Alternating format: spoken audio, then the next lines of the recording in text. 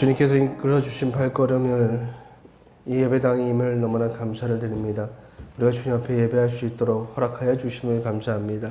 저희들 예배 속에서 올바른 자세로 주님이 원하시는 예배자의 모습으로 나와 있을 수 있도록 도와주시고, 온전한 예배를 하나님이 찾으시는 예배자로 이 예배에 참여할 수 있도록 도와주시옵소서. 말씀을 전하고 들을 때에 하나님의 말씀이 있는 그곳에 저희들이 그 말씀에 따라 움직일 수 있도록 도와주시고, 순종하는 믿음을 저희들이 허락하여 주셔서 다른 거 생각하지 않고 하나님을 신뢰하는 마음으로, 믿는 마음으로 아버지께서 인도하시는 그 길을 따라갈 수 있도록 도와주시옵소서. 감사하며 예수님의 이름으로 기도하였습니다. 아멘. 하나님의 말씀은 마가복음 2장 17절 말씀입니다. 마가복음 2장 17절 말씀. 마가복음 2장 17절 말씀. 우리 함께 한 목소리로 말씀을 읽도록 하겠습니다. 시작. 예수께서 들으시고 그들에게 이르시되 건강한 자에게는 의사가 쓸데없고 병든 자에게라 쓸데가 있느니라. 나는 의인을 부르러 온 것이 아니요 죄인을 부르러 왔노라 하시니라. 아멘. 말씀을 잠시 묵상하는 시간을 갖도록 하겠습니다.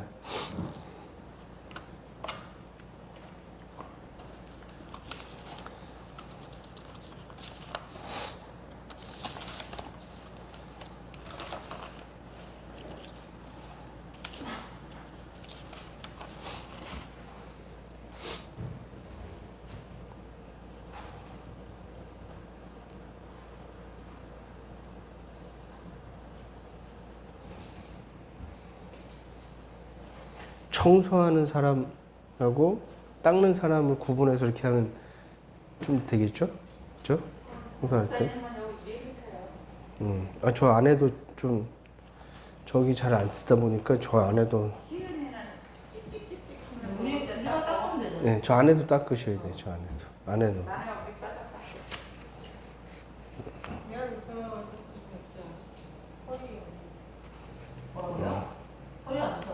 아니요, 여기 밑바닥 저기 물 청소는 안 하려고요. 아니, 여기 물기를 하면 또 습해지니까. 그렇게. 자, 말씀을 우리 한번, 오늘 말씀, 마가복음 2장 17절 말씀을 함께 우리 생각해 보도록 하겠습니다. 우리가 지난주에 이 마가복음 2장 12절부터 17절까지 말씀을, 13절부터 17절까지 말씀을 통해서 우리가 그 아는 자와 믿는 자의 차이를 생각해 보았습니다. 성경을 알고 하나님을 알고 예수님을 알고 십자가의 의미를 알고 있는 것이 곧 믿음이 아니라는 것을 우리가 분명하게 명심해야 합니다. 우리가 뭔가를 알고 있는 것과 믿는 것은 다릅니다. 그런데 우리는 그렇게 착각을 하는 것 같아요. 내가 예수님을 알고 내가 교회를 다니고 십자가의 의미를 아니까 나는 믿는 사람이구나 라고 많은 착각들을 하는데, 여러분, 아는 것과 믿는 것은 우리가 지난주에 말씀을 살펴봤듯이 분명히 다르다는 것을 기억하셔야 돼요. 그래서 우리가 지난주에 말씀을 기억하면서 잠시 지난주에 말씀을 복습을 하게 되면, 믿는 자는 하나님의 말씀에 순종하는 사람이었다라는 거예요. 때로는 하나님의 말씀이 이해가 되지 않고 내 지식이나 내 경험과 내 이성의 판단으로는 도저히 이해가 되지 않는 그런 말씀임에도 불구하고 믿는 자는 하나님을 믿기 때문에 신뢰하기에 그 말씀에 순종한다라는 것이죠. 그러면서 우리가 믿음의 그 예로 살펴본 사람이 바로 아브라함이었습니다. 창세기 22장을 보시면 믿음이 무엇인지, 하나님을 믿는다는 것이 무엇인지를 우리가 그 창세기 22장을 통해서 분명히 알 수가 있어요. 왜 믿음의 조상이라고 그가 불리우는지 창세기 22장을 보면 알 수가 있습니다. 백세에 하나님께서 주신 그 아들을 번제로 바치라는 그 하나님의 말씀에 아브라함은 어떠한 변명이나 핑계를 대지 않고 그대로 순종하죠. 인간적인 생각을 해보면 하나님의 그 말씀은 이해가 되지 않는 것이 분명합니다. 산 사람을 번제로 바치라는 말씀도 이해가 안 가고, 왜냐하면 하나님은 산 사람을 번제로 제물로 바치는 걸 가장 싫어하셨거든요. 근데 산 사람을 번제로 바치라는 그 말씀도 이해가 되지 않았지만, 또 어렵게, 백세에 어렵게 주신 그 아들을 바치라는 말씀도 더더 이해가 되지 않는 것이 사실입니다. 그럼에도 불구하고 아브라함은 하나님이 말씀하시기에 순종하셨다는 거예요. 믿는 자는 이렇게 순종하는 거예요. 그런데 아는 자는 다릅니다. 아는 자는요, 하나님의 말씀이 내게 주어졌을 때 먼저 자신의 머리로, 자신의 이성으로, 지식으로 그 말씀을 판단해 본다는 거예요. 자신이 가진 그 오랫동안 이 땅을 살면서 습득한 그 전통이나 지식과 경험으로 말씀을 판단하죠.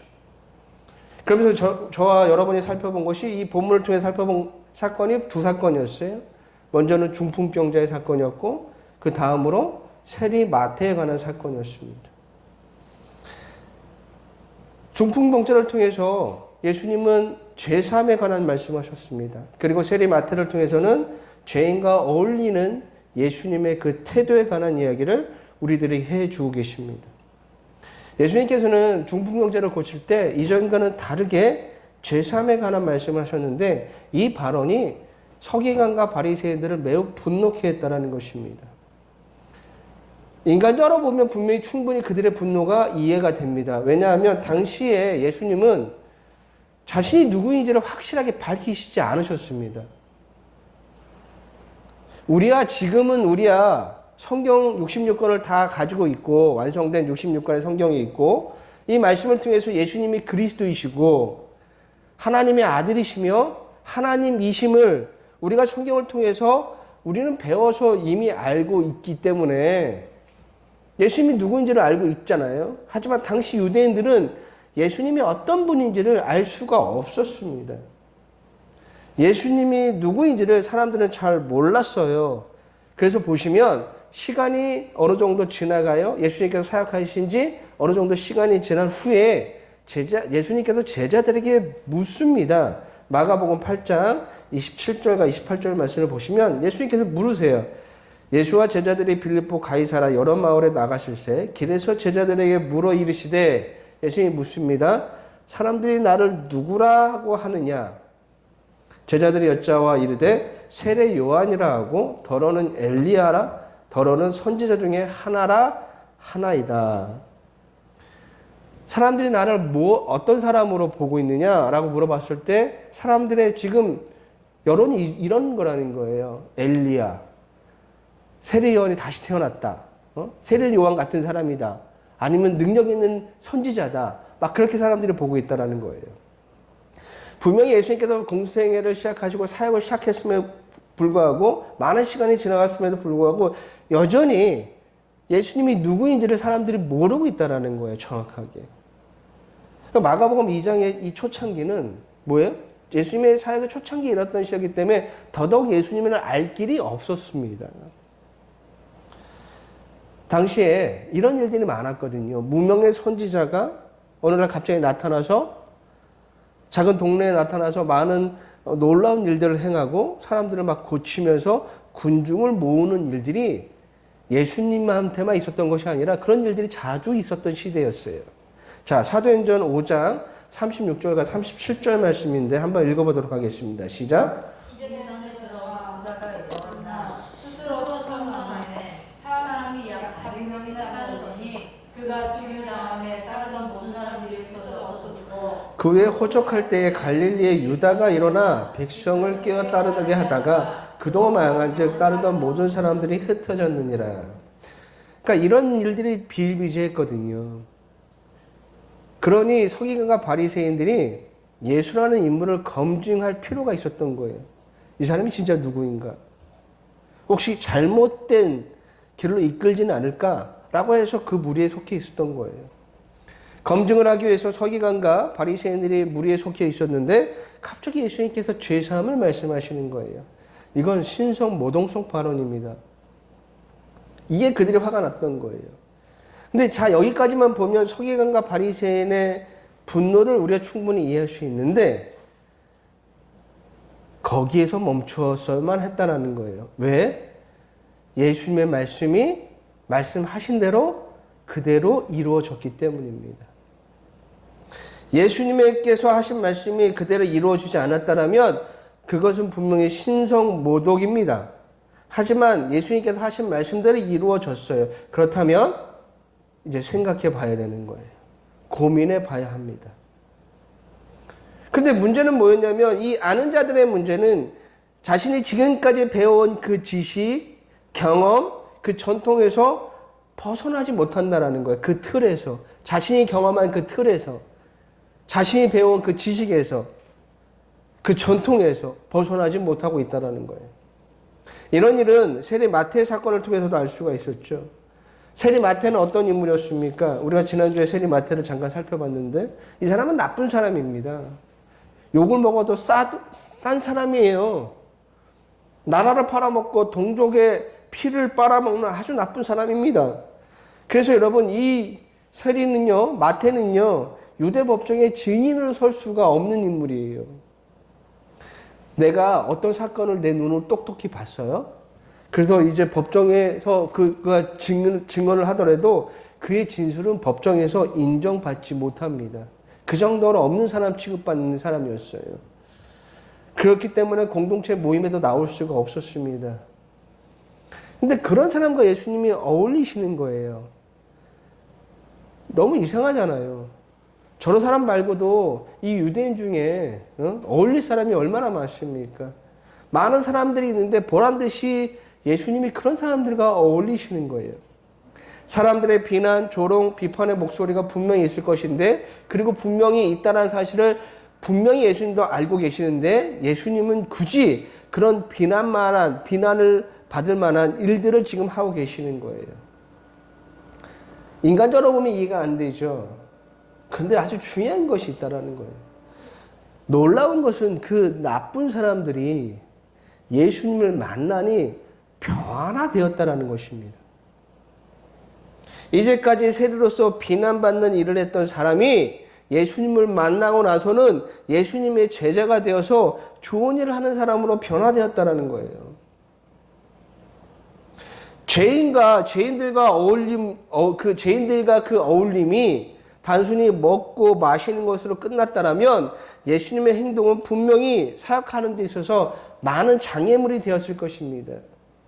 그런데 중요한 것은 예수님이 그들과 어울리기만 하면 그들이 변화되었다라는 것입니다. 자기가 무엇이 잘못되었다는지 깨닫고 무엇을 자기가 지금 잘못하고 있다는 것을 깨닫고 돌이켰다는 거예요. 여기서 우리가 주목해야 될 것은 바로 이것입니다. 그들에게 나타난 변화, 중풍병자에게 나타난 그 변화, 세리 마태에게 나타났던 그 변화, 여기서 우리가 주목해야 될 건 변화인데 안타깝게도 이 서기관과 바리새인들은 그 변화를 보는 것이 아니라 예수님이 하신 그 죄사함의 말씀, 또 예수님이 그 죄인들과 어울리는 그 행동만을 보고 있다는 거예요. 중요한 것은 변화인데 이전과 달라지는 그들의 상태를 봐야 되는데 아쉽게도 이 서기관과 바리새인들은 자신이 배운 그 지식, 경험을 통해서 예수님이 그냥 하신 말씀, 예수님이 지금 하고 있는 그 행동에만 주목하고 있다는 것입니다. 뭔가 잘못 보고 있는 거죠. 자신의 경험과 자신의 지식에서 벗어나지 못하는 사람들, 그와 같은 그것을 가지고 신앙생활하는 사람들이 바로 아는 자들이에요. 여러분, 우리가 이 땅을 살아가는 방식과 믿음으로 살아가는 방식은 분명히 다릅니다. 추구하는 목적이 다르고 가치가 다르고 방향성 모든 것이 다 달라요. 그런데 아는 자들은 이 땅을 살아가는 방식대로 신앙생활한다는 것이 문제인 거예요. 그러면서 그것이 올바른 신앙생활이라고 착각하고 있는 거예요. 이 땅에 여러분 최고의 축복은 풍요이고 성공이고 소원 성취잖아요. 여러분 뉴스를 들어보세요. 뉴스뿐만 아니라 무슨 TV 프로그램, 예능, 여러 가지 보면 매일같이 하는 얘기가 뭐예요? 누가 돈을 얼마나 벌었더라? 누가 얼마큼 누리고 살고 있더라? 그것들만 계속 보여주잖아요. 왜냐하면 이 땅에서 삶의 최고의 가치는 그거거든요. 풍요를 누리면서 사는 거, 내 소원이 성취되는 거, 내가 바라는 것들이 이루어지는 거, 성공하는 거, 거기에 사람들이 지금 다 목매고 있잖아요. 이 땅에 살아가는 방식은 바로 거기에 있습니다. 하지만 믿음이 우리에게 주는 구원에 따른 삶의 최고의 축복은 그런 것이 아니잖아요. 하나님의 뜻을 이루는 것이 바로 구원 얻은 자의 가치인 거고 목적인 것입니다. 그런데 이 아는 사람들, 그냥 예수님을 알고만 있는 사람들은 자신들이 이 땅에서 살면서 배운 그 전통, 그리고 그 가치, 그 목적, 그 방식에서 벗어나지 못하고 그것을 그대로 신앙생활에 가지고 온다라는 것이 문제인 것입니다. 그래서 이런 말들을 많이 하잖아요. 예수님을 잘 믿으면 복 받는다. 예수님을 잘 믿으면 문제가 해결된다. 예수님을 잘 믿으면 성공할 수 있다. 소원 성취할 수 있다. 풍요로운 삶을 살 수 있다는 등등 세상이 추구하는 목적과 가치를 믿음의 가치로 착각하는 신앙생활을 열심히들 하고 있습니다.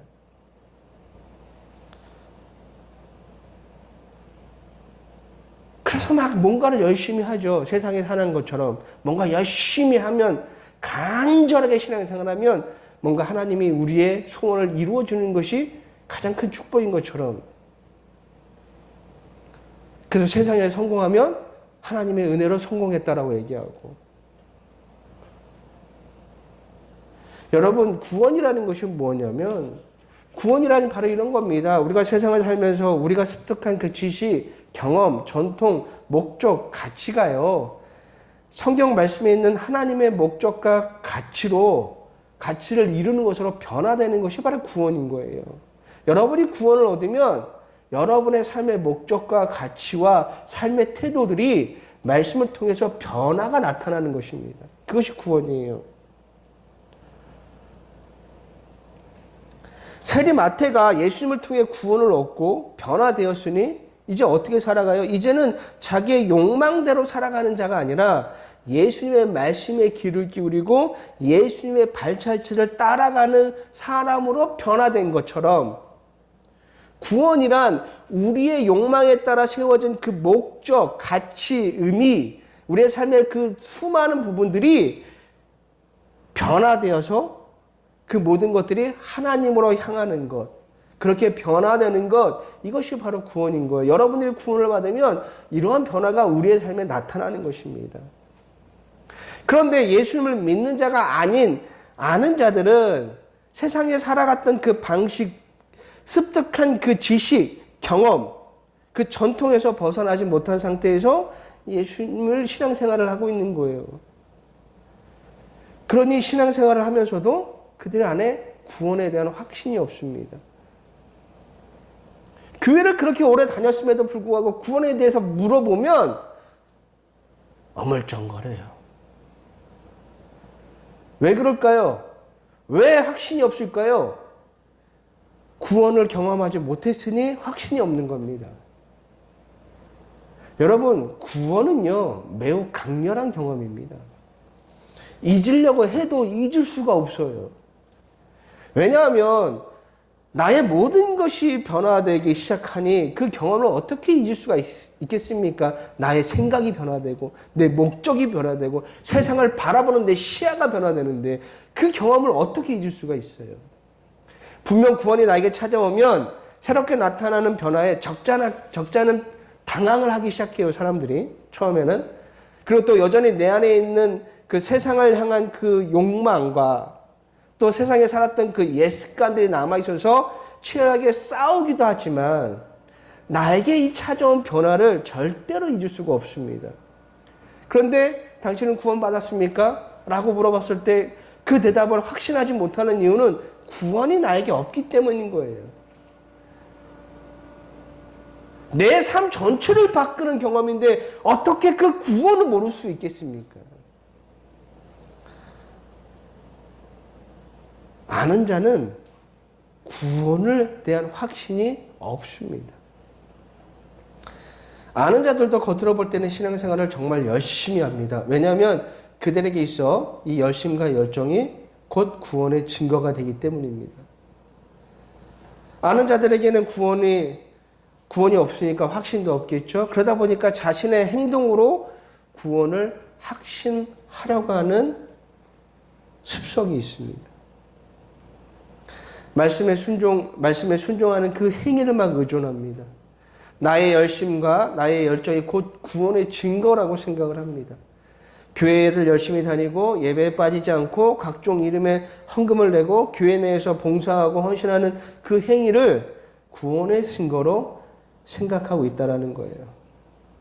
분명 구원을 얻으면 신앙생활을 열심히 하게 되어 있습니다. 하지만 구원받은 자는요, 자신의 행위를 의지하지 않습니다.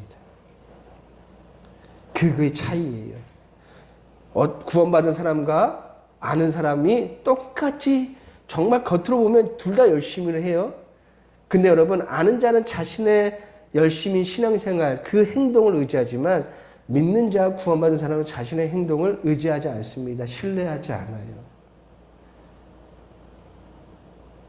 자신의 행위를 의지해서 하나님께 무언가를 얻으려고 행동하지 않습니다. 그분을 믿기에 하나님께서 주신 환경을 믿습니다. 그것이 나의 바람과는 다른 환경이고 결과물이라 할지라도 나에게 그걸 주신 하나님을 믿고 신뢰하는 것이 바로 믿는 자예요. 내가 이렇게 간절히 기도하고 열심히 신앙생활을 하니 나의 간절함에 하나님이 감동하여 주셔서 나의 소원을 이루어 주실 거라는 그 생각 그 자체가 믿는 자가 아니라 아는 자임을 여러분이 아셔야 돼요. 여러분이 계속해서 그런 신앙생활을 하고 있다면 여러분은 믿는 자가 아니라 아는 자예요. 아는 자에게는 구원이 없습니다. 여러분이 여전히 신앙생활을 세상을 살아가는 그 방식대로 뭔가 열심히 노력하고 간절한 마음을 가지면 꿈이 이루어진다는 이런 방식대로 신앙생활하고 계신다면 그 사람은 믿는 자가 아니라는 거예요. 말씀에 순종하면 하나님께서 갑자기 축복을 주신다고 하니 축복을 받기 위해서 그런 목적을 가지고 순종하고 계신다면 그분 역시 믿는 자가 아닙니다. 나의 욕망을 위해서 신앙생활하는 자는 아는 자에 불과한 거예요. 믿는 자는요, 왜 순종을 할까요? 주신 은혜 때문에 순종하는 거예요. 십자가의 은혜가 너무 귀한 은혜를 나에게 주셨기에. 그래서 내가 구원을 얻어 내 목적과 가치와 모든 삶의 의미들이 바뀌면서 그 주신 은혜에 감사하여 신앙생활하는 거예요. 주신 은혜로 말미암아 헌신하고요. 주신 은혜에 감격하여 자신의 것을 버리는 사람이 되는 거예요. 내가 이만큼 버리면 2배 이상, 3배 이상의 축복을 주시니 30배, 60배, 100배의 축복을 받기 위해서 신앙생활하는 것은 믿는 자가 아닌 것입니다. 여러분은 아는 자가 되어서는 안 돼요. 여러분은 믿는 자가 되어야 됩니다. 그러면 어떻게 하면 내가 믿을 수 있을까요? 성경에서는 이렇게 표현하고 있습니다. 로마서 10장 17절 말씀에 한번 읽어보도록 하겠습니다. 시작. 그러므로 믿음은 들음에서 나며 들음은 그리스도의 말씀으로 나타나느니라. 아멘. 믿음은 말씀을 들음에서 생겨난다라고 사도 바울이 말씀하고 있습니다. 당시 사도 바울이 이 말씀을 기록할 때는 지금처럼 성경이 없을 때입니다. 그래서 말씀을 이렇게 책으로 된 말씀을 볼 수가 없었어요.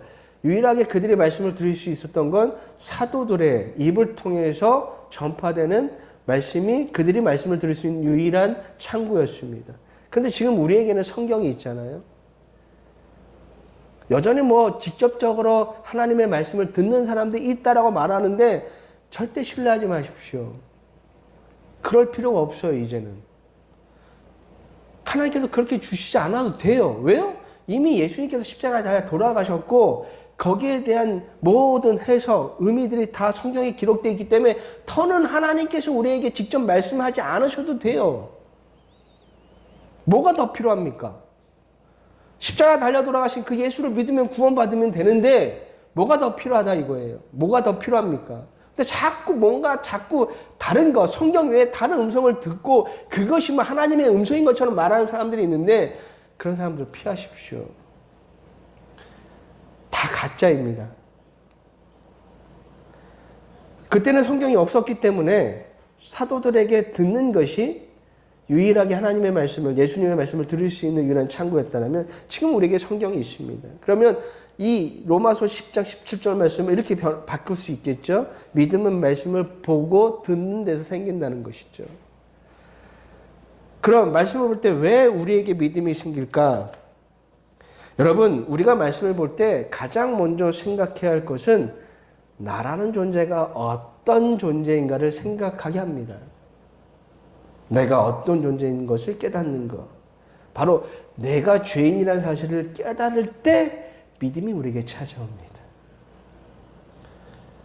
바울의 믿음은요, 예수 그리스도를 통해서 자신이 어떤 존재인지를 깨달았을 때 그의 믿음이 시작됐습니다. 사도행전 9장 3절에서 5절까지 말씀을 한번 읽어보도록 하겠습니다. 시작. 서울이 길을 가다가 밤에 생생에 가까이 이르더니 소령이 하늘로부터 빛이 그를 둘러주는지라 땅에 엎드려서 이르매 소리가 있어 이르되 사울아 사울아 내가 어찌하여 나를 박해하느냐 하시거늘 대답하여 주여 누구시니까 이르시되 나는 내가 박해하는 예수라. 아멘. 자신이 누구인지 말씀을 통해 깨달았을 때 비로소 그에게 믿음이 찾아왔어요. 그래서 이제는 율법 수호자가 아니라 복음을 증거하는 사람이 되었던 거예요. 오늘 본문을 보시면 구원을 얻는 자들은 누구예요? 자신이 병자라는 사실을 아는 사람들이 구원을 얻습니다. 같은 공간에 있어도 자신이 병자라는 사실을 모르는 자들은 구원의 은혜를 얻지를 못했어요. 자신이 죄인이고 병자라는 사실을 아는 자는 나를 고치시고 구원해 줄 구원자를 찾게 되어 있습니다. 그래서 그들이 예수님을 찾아온 거예요. 하지만 자신의 상태를 모르는 자는 의사를 찾지도 않고 구원자를 찾지도 않습니다. 서기관과 바리새인들이 예수님을 찾은 건 자신들이 죄인이라는 사실을 깨닫기 때문에 찾은 게 아니라 예수님을 평가하기 위해서 찾은 것뿐이에요. 여러분, 저와 여러분이 말씀을 통해 봐야 되는 것, 깨달아야 것이 있다면 바로 내 자신이에요. 내가 어떤 존재인지, 나의 상태를 말씀을 통해서 우리가 보고 알고 깨달아야 되는 거예요. 말씀을 통해 내가 죄인임을 깨달았을 때 믿음이 찾아온 믿음을 통해 저와 여러분은 구원을 얻게 되어 있습니다. 단순히 내가 불쌍해서 흘리는 눈물을 의지하지 마시고 말씀을 통해 내가 어떤 존재인지를 깊이 묵상하고 깨달으셔야 돼요. 저는요, 모태신앙인이에요. 그래서 예전에 그렇게 훈련받았어요. 그래서 기도만 하면 눈물을 흘려야지만 뭔가 기도한 것처럼 느껴졌어요. 눈물이 안 나면 뭐예요? 그런 애절한 찬송가를 부르죠. 그때 제가 학생 때 제일 많이 불렀던 게 지금은 몇 장인지 모르겠는데 옛날 찬송가로 405장입니다. 나 같은 죄인살. 그것만 부르면 그냥 눈물이 납니다. 눈물이 안 나면 기도하지 않은 것처럼 느껴져요. 그러니까 뭔가 막 그런 노래들을 부르면서 눈물을 짜야 돼요. 정말 많이 울기도 했고 정말 많이 간절히 부르짖기도 했습니다. 그러나 그 시간은요, 그 많은 시간들이 저에게는 그냥 아는 자에 불과했습니다. 저는 믿는 자가 아니었어요. 왜냐하면 눈물을 흘린 기도 뒤에는 변화되지 않는 일상의 연속이었거든요. 그래서 여전히 삶의 가치는 열심을 통한 성공을 꿈꾸고 열심을 통해 간절함을 통한 축복을 바라는 그런 신앙생활에서 벗어나지 못했거든요. 이건 다 아는 자의 삶인 거예요. 눈물을 흘리는 기도도 있었고 간절히 바라는 기도도 있음에도 불구하고 내 삶은 변화되지 않았어요. 그러다가 제가 오랜 신앙생활을 통해서 제가 기도 중에 내가 얼마나 한심한 사람이고 얼마나 나약한 존재이고 얼마나 타락한 존재를 깨달았을 때 찾아온 은혜가 있었는데 그것이 바로 구원이었습니다. 이전에 내가 기도할 때 흘렸던 나의 눈물을 보면 나의 행동에 대한 눈물이었어요. 거짓말한 거. 하나님이 거짓말하지 말라고 했는데 내가 거짓말했어. 하나님이 이렇게 살라고 했는데 내가 그렇게 살지 못했어. 윤리적으로 도덕적으로 살지 못했던 거. 내 욕망대로 내 욕심대로 살았던 거에 대한 후회의 눈물이었습니다. 놀러 가느라고 예배 빠진 거에 후회해서 눈물을 흘리고 내 욕심 때문에 헌금하지 못한 거에서 눈물을 흘리고 매일같이 말씀을 보겠다고 다짐했지만 또 수없이 깨졌던 그 나의 의지에 대해서 눈물을 흘리고 말씀을 살지 못하는 것에 대한 눈물을 흘렸는데 여러분 구원을 얻었을 때의 경험은 그의 행동 하나하나에 관한 것이 아니었어요. 거짓말 때문에 예배 빠진 것 때문에 그런 것이 아니라 나의 존재 그 자체 내 그 상태를 보게 하신 거예요. 내가 얼마나 나약한 존재인지 내가 얼마나 악한 존재인지 내가 얼마나 타락한 존재인지 내가 얼마나 한심한 존재인지 그 근본을 보여주신 거예요. 그 근본을 깨닫게 해주셨습니다. 우리의 잘못된 행동의 근원을 보게 하시는 것이 바로 구원의 출발이에요. 뭐 거짓말하는 거 하나 행동 하나 바뀌었다고 해서 나아집니까? 잘못된 행동 하나를 고치는 것보다 그런 잘못된 행동을 하게 되는 그 원인을, 그 근원을 치유하는 것이 바로 구원인 거예요. 여러분, 훌륭한 의사는요, 어떤 사람입니까? 병의 원인을 찾고 그 원인을 고치려 주는 것이 훌륭한 의사지.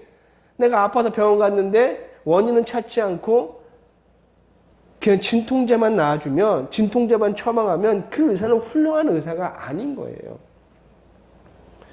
여러분, 말씀을 보는 것이 매우 중요합니다. 왜냐하면 이 말씀은요, 저와 여러분을 객관적으로 보게 만드는 거예요. 우리의 생각은요, 나를 포장합니다. 그리고 어떤 사건을 바라볼 때도 나에게 유리한 쪽으로 해석하도록 왜곡시키는 것이 바로 우리의 모습인 거예요. 그런데 말씀은요, 진짜 나를 보게 합니다. 내 스스로 볼 수 없고 인정하고 싶지 않았던 모습들을 보게 하고 깨닫게 해줍니다. 그래서 말씀이 중요한 거예요. 말씀을 늘 묵상하라는 의미는 바로 거기에 있는 거예요. 말씀을 손에 놓지 말라는 의미가 바로 거기에 있는 거예요. 말씀을 많이 읽으면 하나님이 축복해 준다는 것이 아니라 말씀을 통해서 끊임없이 내가 어떤 존재였는지를 깨닫게 하는 거, 거기서부터 우리의 구원이 시작되는 거예요. 바울의 말씀처럼 믿음은 말씀을 보고 들으면서 생겨나고 그 믿음을 통해 우리는 구원을 얻게 되는 것입니다. 근데 아는 자들도 말씀을 보죠?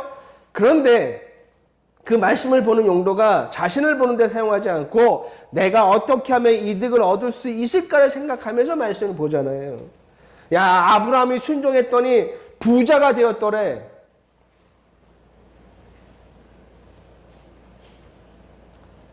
야곱이 그렇게 하나님께 간절히 바랬더니 야, 그 몇 배, 7배의 축복을 받고 돌아왔더래. 여러분, 누가 부자일까요? 야곱이 부자예요? 에서가 부자예요? 에서가 더 큰 부자였습니다. 그에게는 이미 300의 군사가 있었어요. 이삭처럼 사람들과 분쟁하지 않고 자기 거를 내려놨더니 야, 이삭이 그의 100배의 축복을 얻었더래. 이런 식으로 말씀을 바라봐서는 안 됩니다. 그건 여러분들이 그냥 아는 자에 불과한 거예요. 아는 자에게는 구원이 없습니다. 말씀을 통해 여러분 자신을 보셔야 됩니다. 그리고 이런 나를 깨달았을 때 이런 비참한 상황에 있는 나를 구원해 줄 구원자 예수 그리스도를 우리가 바라볼 수 있게 되는 거예요.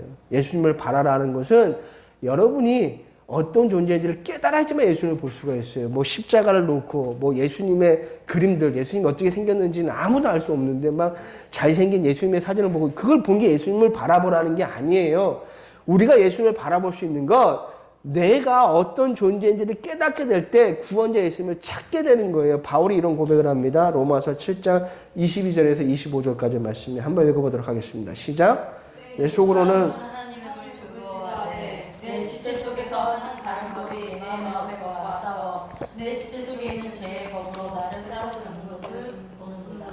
오라 나는 공고한 사람이로다. 이 사망의 몸에서 누가 나를 건져내랴. 우리 주 예수 그리스도로 말미암아 하나님께 감사하노라. 그런즉 내 자신이 마음으로는 하나님의 법을 육신으로는 죄의 법을 섬기노라. 아멘. 바울이 나는 아무리 노력해도 의로운 사람이 될 수 없어. 여전히 나는 죄악 가운데 머무르고 내 욕심과 욕망은 끊임없이 계속해서 발생해. 내가 이러한 비참한 나를 어떻게 하면 내가 구원 얻을 수 있을까? 그때 바라보는 게 예수 그리스도라는 거예요. 하나님께 너무나 감사하다는 거예요. 그런 예수 그리스도를 나에게 보내주셔서 그분을 통해서 이루어주신 그 구원의 축복이 나에게 있으니 감사하다라고 바울이 고백하는 거예요. 나를 깨달을 때 구원자 예수님을 바라보게 되어 있습니다. 예수님을 바라라는 것은 바로 그런 거예요. 아는 자가 아니라 믿는 자가 되어서 예수 그리스도를 통해 베푸시는 그 귀한 구원의 은혜를 여기 계신 모든 분들이 얻기를 간절히 바랍니다. 여러분의 한 주간 살면서 이런 구원을 바라고 기대하면서 말씀을 묵상하는 시간들을 절대로 잊지 마시기를 주님의 이름으로 간절히 부탁드립니다. 말씀을 보세요. 말씀을 보는 이유는 바로 여기에 있습니다. 뭐 내가 말씀을 보면 오늘 하루 뭐 잘 살게 되겠지?